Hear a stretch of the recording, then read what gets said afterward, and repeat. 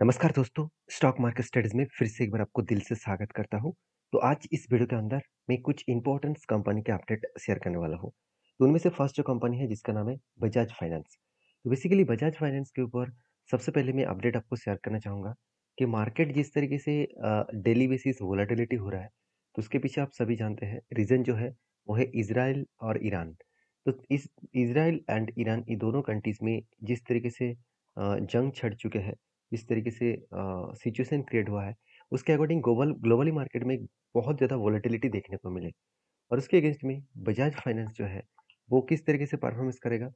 देखिए, पहली बात कोई भी इकोनॉमिकली प्रॉब्लम आए तो सबसे पहले banking sector and finance sector के ऊपर बहुत ज़्यादा प्रेशर आ जाते हैं।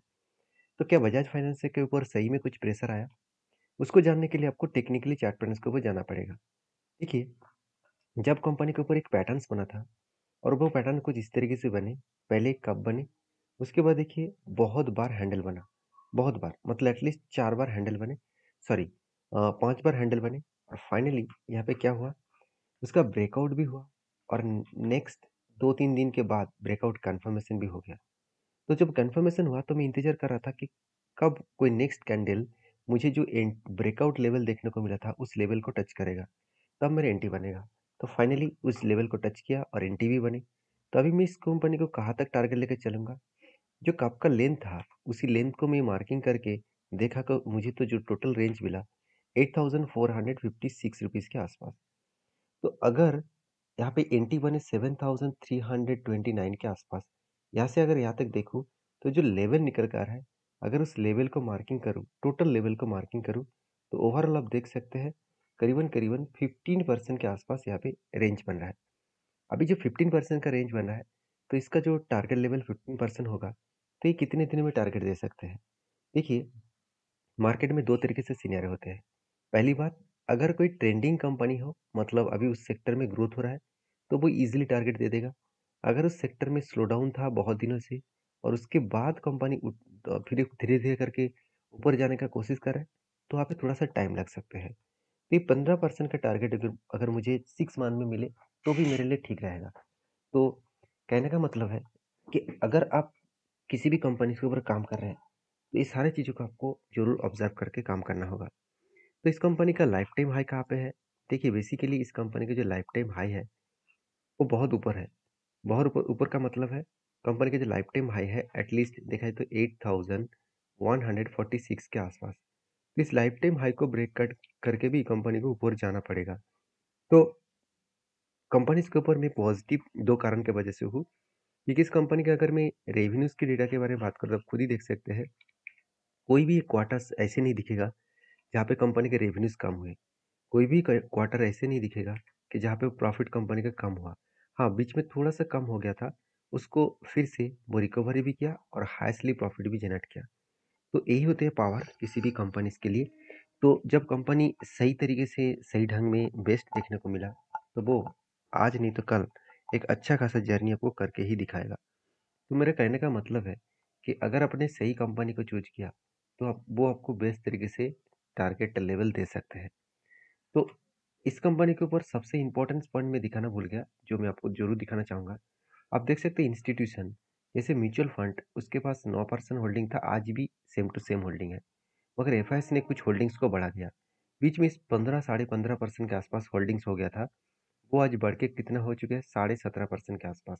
तो एक हाई लेवल का कंपनीज़ के ऊपर एज़ ए इन्वेस्टर जो है, वो खुद के होल्डिंग को बढ़ा चुके हैं। तो मेरे हिसाब से एक बेस्ट सिचुएशन देखने को मिला, जो सिचुएशन कंपनी को आगे बढ़ाने के लिए काफ़ी है। तो कंपनीज़ के ऊपर दो सिनेरियो आपको बता दूँ। पहले सिनेरियो क्या है? पहले सिनेरियो है कंपनीज़ के ऊपर ग्रोथ कंटिन्यू हो रहा है। दूसरे सिनेरियो है कंपनी अभी हाई लेवल को ब्रेक करने का कोशिश करेंगे। अगर इस लेवल को ब्रेक करके ऊपर गए तो एक बड़ा धमाका हो सकते हैं। तो आपकी क्या राय है ज़रूर कमेंट्स करना, जब लेवल्स टच करेगा तो मैं ज़रूर आपके साथ शेयर करूँगा। नेक्स्ट जो कंपनी है उसका नाम है astral limited. Basically astral India के सेकंड लार्जेस्ट प्लास्टिक पाइप बेचने वाला कंपनी है। तो प्लास्टिक पाइप इंडस्ट्रीज में अभी देखा जाए तो सारे कंपनीज का ठीक-ठाक हालत है सर एस्ट्रल को छोड़कर। लेकिन लोगों के मन में जो क्वेश्चन था कि सर एस्ट्रल ऐसा क्या हो गया कि लगातार गिरते चले जा रहे हैं? देखिए उसके पीछे सीधा-सीधा रीज़न आपको बता दूँ। आप सारे कंपनीज का सेल्स का ग्रोथ देख लीजिए। टोटल सेल्स ग्रोथ कितना है? जैसे सुप्रीम का 11%, चलो फिनोटेक्स का कम है, कोई बात नहीं। जैसे देखिए बाकी कंपनीज़ का तो ठीक-ठाक है, उसी तरीके से एस्ट्रल को देखूँ तो एस्ट्रल 7% के आसपास है, 7.5% के आसपास है। अगर एस्ट्रल के में अगर मैं यहाँ पे टोटल क्वार्टरली डिटेल्स देखूँ मतलब प्रॉफिट का जो परसेंटेज देखूँ तो 0.17% के आसपास यहाँ पे प्रॉफिट देखने को मिला। तो मेरे हिसाब से जो प्रॉफिट परसेंटेज है बहुत बुरी तरीके से खराब है, जो इस सेक्टर में किसी का नहीं है, किसी का। तो जो लोगों के मन में क्वेश्चन आ रहा था कि कंपनी लगातार गिरते क्यों चले जा रहा है, यही मेनली वजह है। क्योंकि देखिए, आप कितना भी बड़ा बिज़नेस कर लीजिए, अगर आपको प्रॉफिट ही नहीं आ रहा है, तो आप कहाँ से ग्रोथ करेंगे? प्रॉफिट आ रहा है, ऐसे नहीं कि प्रॉफिट नहीं आ रहा है, प्रॉफिट आ रहा है। पिछली बार जो प्रॉफिट आपने किए थे, तो उस प्रॉफिट से इस बार प्रॉफिट ज़्यादा नहीं हुआ। मान के चलिए आपको हर साल तो ग्रोथ करना चाहिए। मान के चलिए इस बार आपको टोटल 5 लाख का इस क्वार्टर में प्रॉफिट हुआ। छोटा सा एक बिज़नेस है 5 लाख का प्रॉफिट हुआ। तो नेक्स्ट क्वार्टर में आप आशा करेंगे कि 5 तो 7 तो बन ही जाएगा। तो 7 लाख ना बनकर उल्टा 5 लाख से हो गया 4.5 लाख। तो मतलब क्या है? मतलब आपका प्रॉफिट तो हुआ, मगर प्रॉफिट का ग्रोथ नहीं हुआ। और इस ग्रोथ ना होने के कारण ही मार्केट में एक नेगेटिव सेंटीमेंट क्रिएट होता है। आप देख सकते हैं, रिजल्ट आने से पहले ही कंपनी गिरते चले गए, क्योंकि एक अंदाजा लग गया था कि रिजल्ट इस बार खराब आएगा। मैं हमेशा बोलता हूँ कि कोई भी रिजल्ट आने से पहले ही सब कुछ आपको चार्ट में दिख जाएगा। हम लोग सोचते हैं कि रिजल्ट आने के बाद ही कुछ रिजल्ट खराब हुआ तो कोई मोमेंटम होगा, बिल्कुल नहीं। देखिए, रिजल्ट आने के बाद रिजल्ट तो इस कैंडल में आया, तो क्या उसके बाद ज़्यादा मोमेंटम हुआ? उससे पहले ही मोमेंटम हो चुके हैं। इसलिए आपको चार्ट को ज़रूर डिटेल्स में देखना चाहिए, स्टडी करना चाहिए। अभी क्वेश्चन ये है कि कंपनी के ऊपर क्या पैटर्न्स बना था? हाँ, बिल्कुल पैटर्न्स बने थे। कंपनी के ऊपर कुछ इस तरीके से मेरे सबसे पसंदीदा पैटर्न जो है कप विद हैंडल पैटर्न्स। तो कप के बाद बहुत ज़्यादा मतलब बहुत सारे कैंडल्स हैंडल हैंडल कैंडल्स बने। तो कप के बाद इतने ज़्यादा हैंडल बनने के बाद फाइनल क्या हुआ, ब्रेकआउट हुआ एंड कंपनी यहाँ पे रिटेस्ट किया, होल्ड किया, उसके बाद ऊपर जाने का वो कोशिश कर रहे हैं। तो बेस्ट तरीके से व्यू को देखूँ तो कंपनी में यहाँ से एक आगे बढ़ने का, एक बहुत ज़्यादा पोटेंशियल आगे बढ़ने का चांसेस है। और मुझे लगता है बेस्ट तरीके से यहाँ पे सिचुएशन भी क्रिएट हो रहा है। अभी देखिए कंपनी के ऊपर लोगों के मन में जो क्वेश्चन आ चुके हैं, क्या कंपनी यहाँ से ऊपर नहीं जाएगा? क्या टारगेट तक नहीं जाएगा? तो मेरे पॉइंट ऑफ व्यू से बात करूँ तो कंपनी के ऊपर जिस तरीके से यहाँ पे ये जो स्ट्रांगली इसका सपोर्ट लेवल था, जो लेवल था 1982 का, इस सपोर्ट लेवल को कंपनी क्या किया, ब्रेक डाउन किया और उसके बाद ब्रेक डाउन कन्फर्मेशन भी कर दिए। तो उसके बाद जब रिटेस्ट किया, बार-बार वो रिटेस्ट करने के लिए ऊपर गया, तो पहले सपोर्ट यहाँ सॉरी पहले रेजिस्टेंस यहाँ पे मिला, दूसरा रेजिस्टेंस 200 डेज मूविंग एवरेज के हिसाब से मिला। तो मुझे लगता है यहाँ से करेक्शन होने का चांसेस दिखेगा। अगर करेक्शन होने का चांसेस दिखे, जो नेक्स्ट जो सपोर्ट लेवल है 1769 लेवल तक आ सकते हैं। तो ये कुछ लेवल्स मैं आपके सामने शेयर किया हूँ, इस लेवल को जरूर आप वेरीफाई करना।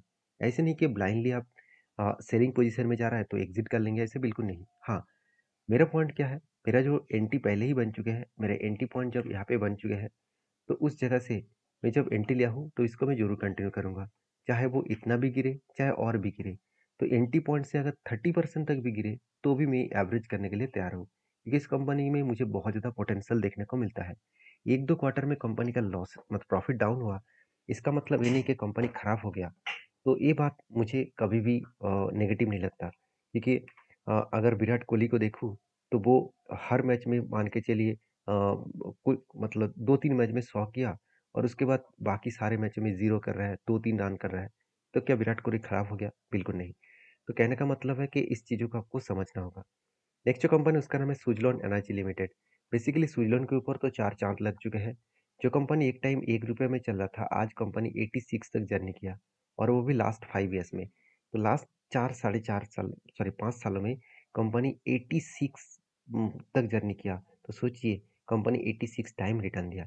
तो सुज़लोन जैसे कंपनीज़ के ऊपर बहुत सारे लोगों के मन में डाउट्स है, क्या सुज़लोन सही में काम कर रहा है? तो उसको देखने के लिए मैंने आपको फाइनेंशियल डेटा दिखाने का कोशिश किया। आप देख सकते हैं, जो फाइनेंशियल डिटेल्स पिछले सालों में जो 1300 करोड़ के आसपास था, वो धीरे-धीरे करके बढ़ते-बढ़ते आज 2000 हो चुके हैं, ऑलमोस्ट डबल। प्रॉफिट के बारे में बात करूँ, जो 100 करोड़ का प्रॉफिट था, वो आज बढ़ते-बढ़ते 300 करोड़ के आसपास प्रॉफिट हो चुके हैं। मतलब कंपनी के रेवेन्यूज़ भी बढ़े, कंपनी का प्रॉफिट भी बढ़े। तो बेस्ट तरीके से रेवेन्यूज़ एंड प्रॉफिट देखने को मिला, जो कंपनी को ग्रोथ करने के लिए काफ़ी है, कंपनी के आगे बढ़ने के लिए काफ़ी है। तो मुझे लगता है जो सिचुएशन है, उस सिचुएशन के बेसिस में कंपनी के ऊपर बेस्ट तरीके से व्यू यहाँ पे देखने को मिला और यही कारण की वजह से कंपनी भागते चले जा रहा है। हाँ, अभी सुज़लोन के ऊपर मेरा व्यू क्या है? देखिए स्विट्ज़रलैंड ने क्या किया, कंपनी यहाँ पे एक बार रेंज क्रिएट किया था, मैं एक बार रेंज को मार्किंग कर देता हूँ। देखिए, यहाँ पे एक रेंज क्रिएट किया था, उसके बाद जब उसको ब्रेकआउट किए तो एक बड़ा धमाका हुआ। फिर से यहाँ पे रेंज क्रिएट कर रहा है, अगर इसको भी ब्रेकआउट करे स्ट्रांगली तो यहाँ से भी बड़ा धमाका हो सकते हैं। तो 2 सिनेरियो बन रहा है, 2 सिनेरियो के हिसाब से मैं आगे बढ़ रहा हूँ धीरे-धीरे करके। तो देखा जाएगा जब कोई कंपनी का फ्रेश एंट्री मिलेगा तो ज़रूर मैं एंट्री लेने वाला हूँ। क्योंकि इस कंपनी के ऊपर मेरा कोई इन्वेस्टमेंट तो नहीं है। मैं हमेशा इस तरीके से कंपनी के ऊपर जब भी कोई ट्रेड मिलता है, तो मैं वैल्यूएशन को चेक करके बाकी चीज़ों को देखकर काम करता हूँ। तो आपके क्या ओपिनियन है स्विट्ज़रलैंड के ऊपर ज़रूर कमेंट्स करना। नेक्स्ट जो कंपनी है उसके बारे में बात करूँ, उसके नाम है एनबीसीसी इंडिया लिमिटेड। बेसिकली एक 32,400 करोड़ का कंपनी है। कंपनी का चार्ट देखा जाए तो बहुत शानदार ट्रेंडिंग हुआ। सिर्फ 57 रुपीज़ से आज 180 तक चला गया। मतलब डबल से भी ज़्यादा, मतलब 3 गुना के आसपास। तो 3 गुना के आसपास कंपनी रिटर्न दे 1 साल में। शायद इसीलिए मैनेजमेंट ने एक डिसीज़न लिया।